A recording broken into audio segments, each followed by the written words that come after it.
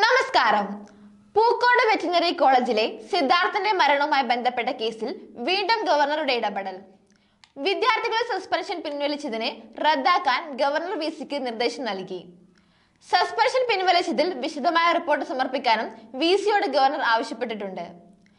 Pookode veterinary സർവകലാശാല വിദ്യാർത്ഥി സിദ്ധാർത്ഥന്റെ കൊലപാതകം സംബന്ധിച്ച അന്വേഷണം അട്ടിമറിക്കാനാണ് വൈസ് ചാൻസലർ ശ്രമിക്കുന്നതെന്ന് പ്രതിപക്ഷ നേതാവ് വി ഡി സതീശൻ പറഞ്ഞു. നിയമോപദേശം പോലും തേടാതെയാണ് വിദ്യാർത്ഥികളുടെ സസ്പെൻഷൻ വിസി പിൻവലിച്ചത്. പ്രതിപട്ടികയിലുള്ള ഉന്നതരെ രക്ഷിക്കുകയെന്നാണ് ലക്ഷ്യം. തെളിവുകൾ നശിപ്പിക്കാനുള്ള ശ്രമത്തിന് പിന്നിൽ വൻ ഇടപെടലുകളുണ്ട്. SFI നേതൃത്വത്തിൽ ഒരു വിദ്യാർത്ഥി തല്ലിക്കൊന്ന് കെട്ടിത്തൂക്കിയ കേസാണിത്. വിദ്യാർത്ഥി മഹിളാ യോജന സംഘടനകളുടെ നേതൃത്വത്തിൽ പ്രതിപക്ഷം നടത്തിയ സമരത്തെ തുടർന്നാണ് CBI അന്വേഷണത്തിന് സർക്കാർ ഉത്തരവിട്ടത്.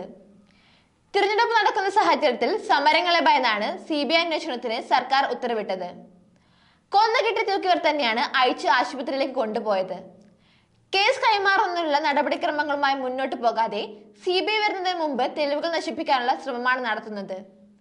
പ്രതികളെ രക്ഷിക്കാനാണ് സർക്കാരും സർവകലാശാലയും ശ്രമിക്കുന്നത്. മാധ്യമ വാർത്തകൾ തിരഞ്ഞെടുപ്പിലേക്ക് മാറിയപ്പോൾ വീണ്ടും കേസ് അട്ടിമറിക്കാൻ ശ്രമിക്കുകയാണ്. കേസ് അട്ടിമറിക്കാനുള്ള ശ്രമത്തെ എന്ത് വില കൊടുത്തും ചെറുക്കും.